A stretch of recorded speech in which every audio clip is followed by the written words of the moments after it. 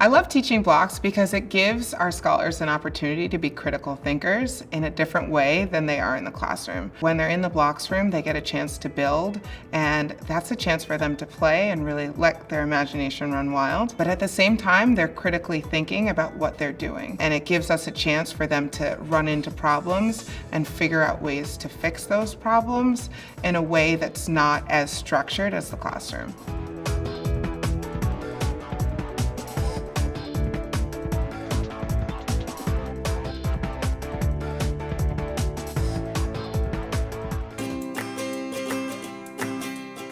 Just like in the classroom, in the blocks room, we make sure that we pay attention to the details.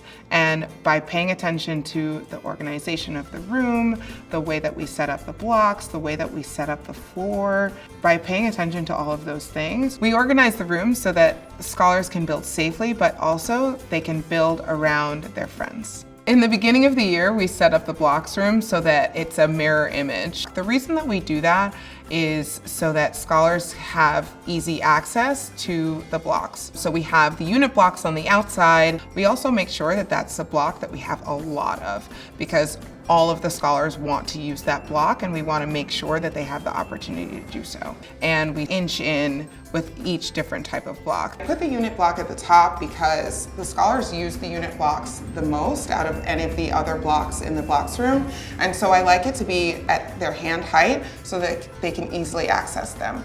Under the unit blocks are the half unit blocks, and both the unit blocks and the half unit blocks are important blocks. So the unit block has a label right here that is the same size as the unit block and is put at the front of the shelf so that scholars can easily access the blocks, but they also know what the block is called and where it goes when it's time to put it back.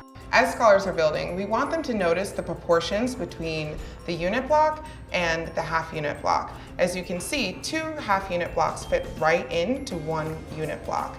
And so while scholars are building, they can notice those proportions and make connections based on those proportions. I also like to make sure that the floor space is organized. So we use this green line to make sure that there's a separate walking space and a building space. In the walking space, scholars can easily access the blocks and they don't disrupt their friends. Once they understand that, it makes it a lot easier for the scholars to build freely and use their creativity.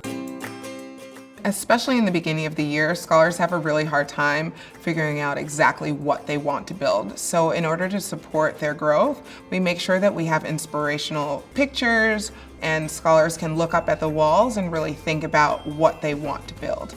We also have lots of different books that scholars can open up and say, this looks like something I'd like to build. And so then they take that opportunity to then build those things. We also make sure that we take pictures of what the scholars are building because scholars love to build things that their friends have built.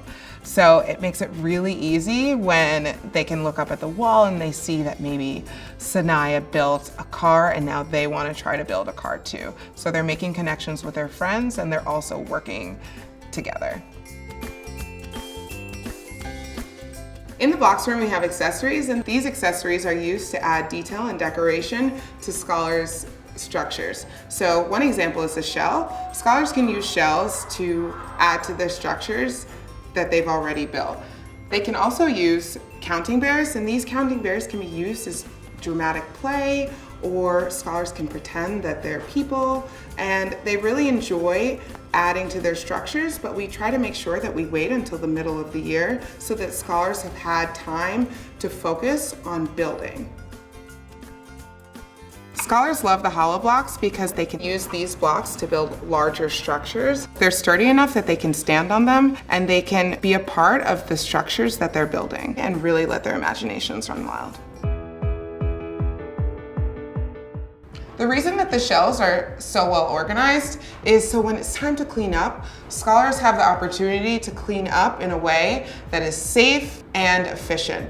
So we make sure not only that each section is labeled, but that we also put a blue tape in the back so that scholars know that they're not supposed to build higher than the blue tape. Having this blue tape here is another way to make sure that the room is organized and that scholars can efficiently clean up. We put so much time into organizing the block room so that scholars can feel excited and comfortable in the room. Blocks is a wonderful time for scholars. It's a time that they get to leave the classroom and come to the blocks room and use all of their imagination to build.